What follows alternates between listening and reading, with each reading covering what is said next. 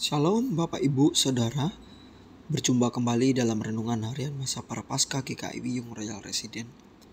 Sebelum kita membaca dan merenungkan firman Tuhan, mari bersama-sama kita berdoa.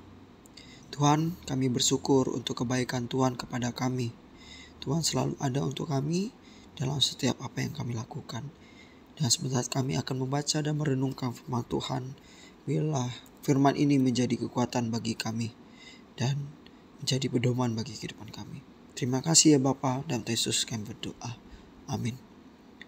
Renungan hari ini terambil dari Kolose pasal 1 ayat 9-14.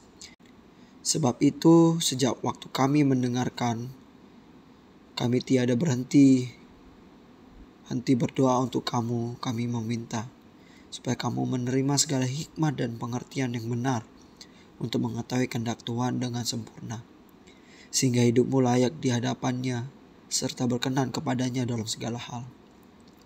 Dan kamu memberi buah dalam segala pekerjaan yang baik dan bertumbuh dalam pengetahuan yang benar tentang Allah, dan dikuatkan dengan segala kekuatan oleh kuasa kemuliaannya untuk menanggung segala sesuatu dengan tekun dan sabar, dan mengucap syukur dengan sukacita kepada Bapa yang melayakkan kamu untuk mendapat bagian dalam apa yang ditentukan orang-orang kudus di dalam kerajaan terang. Ia telah melepaskan kita dari kuasa kegelapan dan memindahkan kita ke dalam kerajaan anaknya yang kekasih. Di dalam Dia kita memiliki penebusan kita, yaitu pengampun. Tema renungan pada hari ini adalah sahabat yang membangun.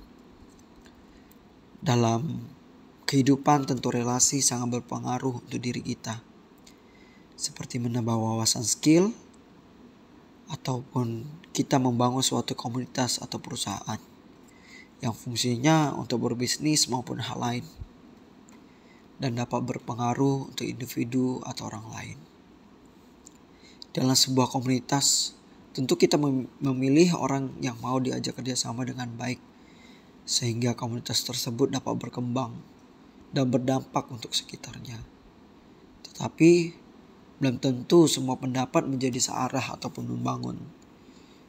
Terkadang dalam perdebatan ada hal-hal yang menjatuhkan mental kita sendiri. Bapak Ibu Saudara, dalam kehidupan pribadi tentu masing-masing dari kita memerlukan orang lain sebagai teman atau sahabat. Tetapi tidak mudah bagi kita untuk menemukan teman yang baik, apalagi teman setia dalam segala keadaan. Namun untuk Paulus, kemudian kepada jemaat Kolose merupakan hal yang sangat membangun. Paulus mengucap syukur atas perkembangan iman dan kasih jemaat di Kolose. Walaupun bukan Paulus yang mendirikan jemaat di Kolose, tetapi ia memberikan perhatian kepada jemaat Kolose. Surat Kolose ditulis untuk mengingatkan dan mendorong jemaat Kolose agar tetap hidup dalam Kristus. Karena pada saat itu banyak sekali ajaran yang sesat, tentu menjadi kekhawatiran bagi Paulus.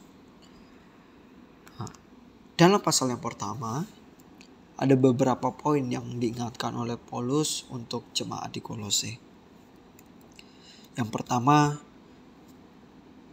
Paulus meminta dan memohon kepada jemaat Kolose untuk terus memahami dan mengetahui kehendak Allah, dan kemudian memberikan roh, memberikan dampak bagi sekitar dan menjadi terang bagi orang sekitarnya, dan kemudian tetap bertumbuh dalam kebenaran dan mengucap syukur dalam segala hal. Bapak Ibu dan teman-teman, seorang sahabat pasti selalu memotivasi kita untuk berkembang dan maju. Dan itulah yang dilakukan oleh Paulus. Ia sangat menginginkan jemaat di Kolose dapat terus bertumbuh dan menjadi terang dan memberikan roh kebenaran kepada sekitarnya. Sebagai orang percaya, kita patut bersyukur karena kita memiliki Tuhan yang bukan saja hadir sebagai juru selamat, tetapi menjadi sahabat kita. Tuhan selalu ada untuk kita dan mendorong kita untuk terus maju dan menjadi terang bagi sesama Dan terlebih lagi yang perlu kita ingat bersama-sama bahwa Tuhan tidak akan meninggalkan kita dalam keadaan apapun. Seorang sahabat pasti memotivasi dan mengingatkan kita selalu. Mari kita berdoa. Tuhan, kami mengucap syukur untuk firman-Mu pada hari ini. Bagaimana Tuhan mengingatkan kami bahwa Tuhan tidak meninggalkan kami. Tuhan adalah sahabat kami.